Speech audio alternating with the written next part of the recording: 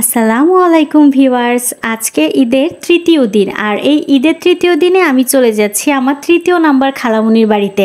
এই রোডটি তো অবশ্যই সবাই চিনেন, তাই না? রোডটি হচ্ছে পালপাড়া ব্রিজ থেকে হাতের ডান পাশে যে রোডটি গিয়েছে সেই রোডটি। আমি এখন চলে যাচ্ছি বানাসোয়া গ্রামে। গুমতি নদীর পাড়ে ঝুলন্ত ব্রিজ, অনেকগুলো কফি হাউস এবং রিসোর্ট হওয়ার কারণে বানাসোয়া গ্রামে অনেক দূর দূরান্ত থেকে মানুষ ঘুরতে আসে। কফি হাউজের একটু সামনে গিয়েই হাতের বাম দিকে যে রোডটি চলে গিয়েছে সেটি হচ্ছে বানাসোয়া বাজারের রোড, আর বানাসোয়া বাজারের একটু সামনে গেলে হচ্ছে আমার খালামনির বাড়ি। তো চলুন আজকে আপনারা বানাসোয়া গ্রামের ভিডিও দেখবেন এবং উপভোগ করবেন বানাসোয়া গ্রামের সৌন্দর্য। আজকাল আত্মীয় স্বজনদের মধ্যে তেমন বন্ডিং দেখা যায় না, কিন্তু সেক্ষেত্রে আলহামদুলিল্লাহ আমার আব্বুর পরিবারের দিক দিয়ে যেমন আমাদের বন্ডিং রয়েছে, ঠিক তেমনভাবে আম্মুর পরিবারদের মধ্যেও বন্ডিং রয়েছে। আমরা কিন্তু সবাই জানি আত্মীয় স্বজনদের প্রতি যে হক রয়েছে তা অবশ্যই আমাদেরকে আদায় করতে হবে। 100 বছর পূর্বে তৈরি করা এই বাড়িটি অনেক সুন্দর দেখতে, তাই না? ছোটবেলায় এই খালামনির বাড়িতে প্রচুর বেড়াতাম, আর সেই ধারাবাহিকতা এখনো বজায় আছে। তো আপনাদের কি অবস্থা? আপনারা কি খালামনি নানুদের বাড়িতে ছোটবেলায় বেরিয়েছেন, কিংবা বড় হওয়ার পর কি আপনাদের ঠিক আগের মতো যোগাযোগ রয়েছে আপনাদের আত্মীয় স্বজনদের সাথে? আমাদের এই খালু আমাদেরকে অনেক আদর করতেন আব্বুর মতো করে। তো খালু আজ নেই অনেক বছর, আল্লাহ খালুকে হচ্ছে বেহেশত নসিব করুক।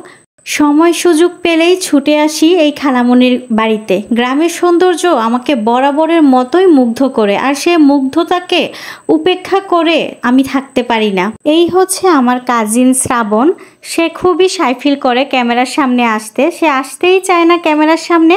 তো যাই হোক, এটি হচ্ছে আমার খালুর ভাইয়ার বাড়ি। আমার পেজে এই বাংলো বাড়ি নিয়ে অনেকগুলা ভিডিও আপলোড দেওয়া আছে।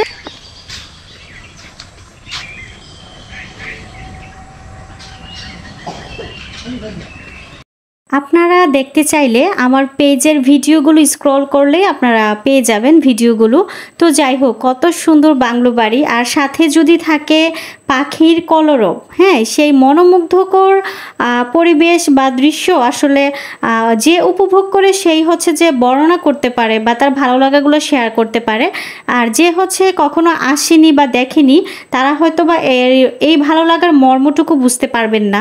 প্রত্যেকটা মেয়েরই বোধ হয় এমন একটা বাংলো বাড়ির করার শখ আছে, আর প্রত্যেকটা মেয়ের শখ আছে কিনা তা অবশ্যই আমার জানা নেই, কিন্তু আমার অবশ্যই হচ্ছে ইচ্ছা আছে এবং শখ আছে, আহ্লাদ আছে যে এমন একটা বাংলো বাড়ি আমারও হবে ইনশাল্লাহ। আপনাদের কাদের বাড়ি এই বানাসোয়া গ্রামে অবশ্যই কমেন্ট বক্সে কমেন্ট করে জানাবেন, আমার কাছে খুবই ভালো লাগবে জেনে। এখন আপনারা মোবাইলের স্ক্রিনে দেখতে পারবেন বানাসোয়া বীরেন্দ্র উচ্চ বিদ্যালয়, এবং এই বিদ্যালয়ে আমার খালামণিরা পড়াশোনা করেছে। যেহেতু বানাসোয়ার পাশে গ্রামই হচ্ছে সিমরা থেকে অনেকেই এসে এই বানাসোয়া গ্রামের স্কুলটিতে পড়াশোনা করেছে।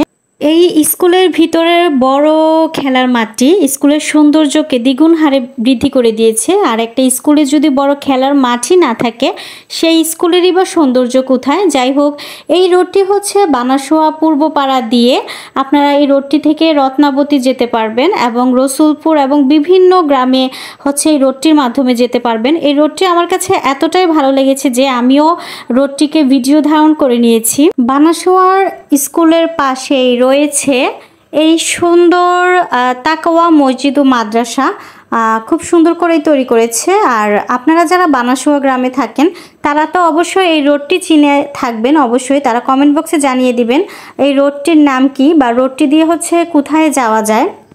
সময় স্বল্পতার কারণে অনেক সুন্দর সুন্দর জায়গার ভিডিও ধারণই করতে পারিনি, তো সেই কারণে আমি দুঃখিত। তো আপনারা সবাই ভালো থাকবেন, সবাইকে শুভ রাত্রি বানাসোয়া গ্রামের বাসিন্দাদের। আল্লাহ হাফেজ। আর আমার জন্য সবাই অনেক দোয়া করবেন, আমি যাতে সুন্দর সুন্দর ভিডিও নিয়ে আপনাদের সামনে উপস্থিত হতে পারি।